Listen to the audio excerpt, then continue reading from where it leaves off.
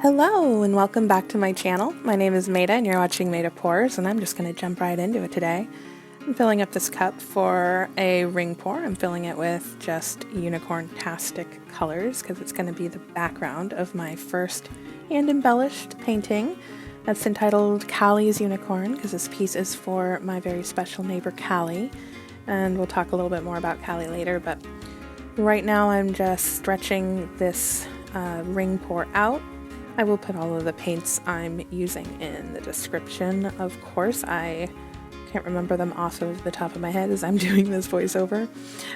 Here is a close-up of the background while it's still wet before I get to the embellishing or the hand painting. And now here we go. I am using a white acrylic paint pen to kind of sketch in this background here. I just wanted to make sure I had my proportions right, and I was sort of happy with just a quick sketch before I committed when I committed with my black acrylic paint pen to really bring in those lines that I wanted to commit to there. And I just wanted a nice outline to guide me as I painted it in. And I'm coming now in with just Artist Loft Flow acrylic white to fill in the unicorn's face and ears. And I'm coming in with a smaller brush, which I do not recommend using a brush like this. I got this out of my son's watercolor paint set, and it's a terrible brush for a project like this. Do yourself a favor, get yourself some better brushes. And but it was all I could find. I don't know where my other brushes are. They're packed away somewhere. I know they're somewhere, but I couldn't find them, so this is what I used. And now I'm coming in with the pink. It's like a hot pink Arteza metallic used in the background as well. And I'm going to be coming in with the first layer of this wild unicorn mane. So I decided to make this unicorn for Callie, well, I guess over a week ago when I poured the background, because she does love unicorns, and so do I, and so does my son Harvey. So I just wanted to create something with her in mind, something I knew, or hoped anyway, that she would love and appreciate, and just let her know that we're thinking about her over here. Callie unfortunately does suffer from some medical conditions just, on a daily basis. So we've been worried about her catching COVID, well, since COVID started. And right now I'm bringing in some purple. I believe it's a Color Shift Plum Flash purple. But unfortunately, Callie hasn't been feeling well for over a week. She finally did get a diagnosis of COVID. So she's doing a lot better today, though. So that is the good news. Callie's doing great, and we're so happy to hear it over here. And yeah, I just want her to know that we're always thinking of her over here and sending her nothing but love and positive vibes. And that's what I'm trying to fill this painting with, a lot of really positive intention for Callie. Now I'm coming in with Iridescent Gold Fine for that horn and those ears there, and just bringing a little bit of into the hair, and coming in with some more pink. I believe this is called Rose Quartz. It's another Arteza iridescent color, and I bring a lot of that pink in there. Come in with more of that pink.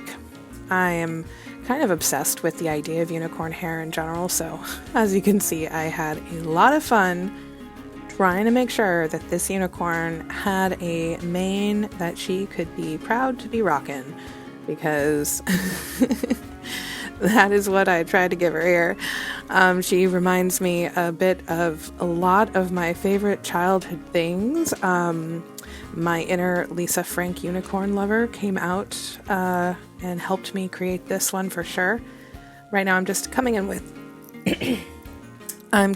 with silver just to shadow, come in with that eye. I guess she needed a little bit more mane there. Wasn't quite thick and luscious enough. Just adding in highlights, a lot of detailing at this point. I decided I wanted to cover up that bald spot a little bit, so I'm coming in with some, that's actually dioxazine purple, that I bring in kind of as like a low light shadow throughout. I do end up covering a lot of it up, but I thought it added some nice depth and dimension to this piece, and I wanted the unicorn to really like pop against that background. So I thought that helped with that quite a bit. And I think I'm coming in with another shade of gold over that horn. And just some more highlights. I probably could have stopped on the hair before I did, but I was just having too much fun with it. So I just kept adding a little bit more and a little bit more. I'd walk away from it and come back and add a little bit more. But I do love how it turned out. So I guess that's for the best that I kept adding to it. And now I'm pretty much done. I'm coming in with my acrylic paint pen again, just to really define those edges and make the unicorn pop. And I'm basically like outlining the entire piece here. I got the ears and the horn and the hair there.